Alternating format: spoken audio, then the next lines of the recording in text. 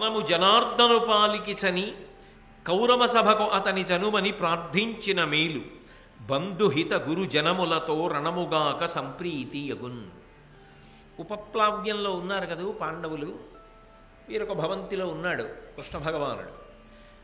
రాయబారిగా కృష్ణుణ్ణి పంపిస్తే బాగుంటుంది అని నిర్ణయానికి వచ్చాడు ధర్మరాజు గారు. కానీ రాయబారిగా కృష్ణుణ్ణి పంపిస్తామని అనుకుంటున్నాం కాబట్టి ఒకసారి కృష్ణుణ్ణి రమ్మనండి అని అనడానికి వీల్లేదు.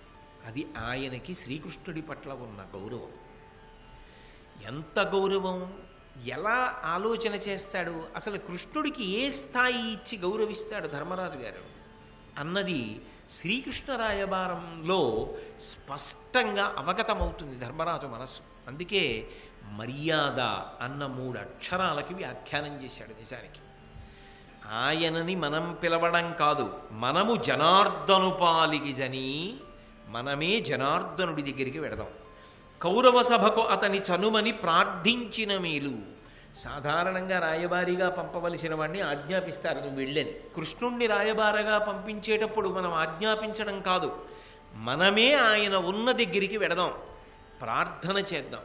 అయ్యా మీరు మా పనుపున రాయబారిగా వెళ్ళండి అని. అంటే ఇప్పుడు కృష్ణుడి వలన తాను రక్షింపబడాలని కోరుకుంటున్నవాడే కానీ కృష్ణుణ్ణి మనం శాసనం చేయగలమని చెప్పి ధర్మరాజు ఎప్పుడూ అనుకోడు. ధర్మరాజుకి శ్రీకృష్ణుడి పట్ల ఉన్న భక్తి ఈ నిర్ణయంలో ఆవిష్కృతమవుతుంది. కాబట్టి బంధుహిత గురు జనములతో రణముగాక సంప్రీతి యగున్. యుద్ధమే జరగాలి అన్నది నా ఉత్సాహం కాదు. అలా అయితే తాను కర్ణుడవుతాడు, అది నా ఉత్సాహం కాదు. మరి అలా యుద్ధం జరగకుండా ఉంటే జరిగే ప్రయోజనం ఏమిటి అంటే బంధువులు పెద్దలు అందరూ కూడా రక్షింపబడతారు. అలా కార్యము ఘటిల్లాలి అంటే దాన్ని సాధించగలిగినటువంటి ప్రజ్ఞ కలిగినవాడు, మన పట్ల అంత ప్రేమ ఉన్నవాడు, ఆ దక్షత కలిగినవాడు శ్రీకృష్ణ భగవానుడు ఒక్కడే. కాబట్టి మనమే ఆయన దగ్గరికి వెడదాం అన్నాడు. అయితే ధర్మరాజు గారి యొక్క గొప్పతనం ఎక్కడుందంటే చిన్న చిన్న విషయాల్ని కూడా చర్చకి వెళ్ళనివ్వడు. కొన్ని విషయాలు చర్చకి పెడతాడు. ఇది ఎలా చేస్తే బాగుంటుంది అని అడుగుతాడు, వింటాడు అభిప్రాయాలు. కొన్ని విషయాలు అసలు అలా అడగడు. ఇది ఏం చేద్దాం, ఎవరిని పంపిద్దాం, ఏమిటి, ఆయన్ని ఇక్కడికి పిలుద్దామా మనం పెడదామా అలా అడగడం. ఎందుకంటే ఎవరో లేచి ఎందుకు శ్రీకృష్ణుడిని ఇక్కడికి పిలిస్తే అయిపోతుంది కదా అన్న మాట కూడా తనకు అంగీకారయోగ్యం కాదు. 2, అంత గౌరవప్రదమైన విషయాలు ఇక వేరొకరి యొక్క అభిప్రాయంతో సంబంధం లేదు, వెళ్ళి ఆయనని ప్రార్థించవలసిందే అంతే. దానికి మళ్ళీ ఇంకొకడు మాట్లాడడానికి వీల్లేదు, తన శాసనాన్ని అనువర్తించి వెనకాతలు రావడం అంతే.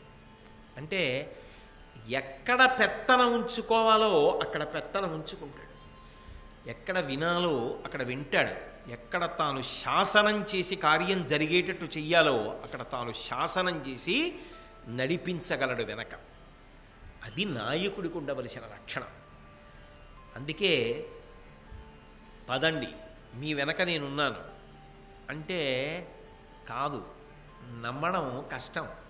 పదండి మీ వెనక నేనున్నానంటే ఎలా, రండి నా వెనక మీరు అన్నవాడెవరో వాడు నాయకుడు, వాడు ముందు నడవాలి.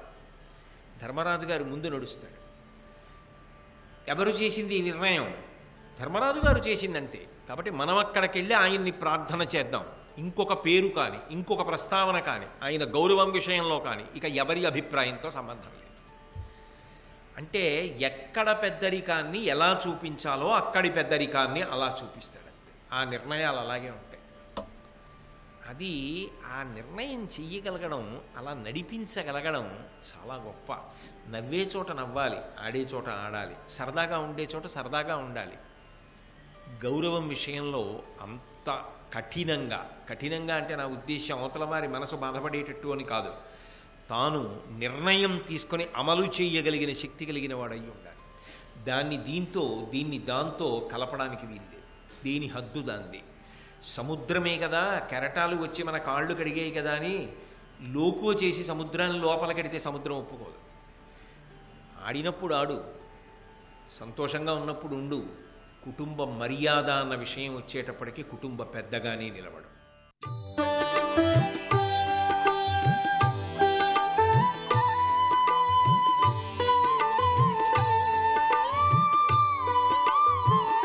సర్వం శ్రీ ఉమామహేశ్వర పరబ్రహ్మార్పణమస్తు.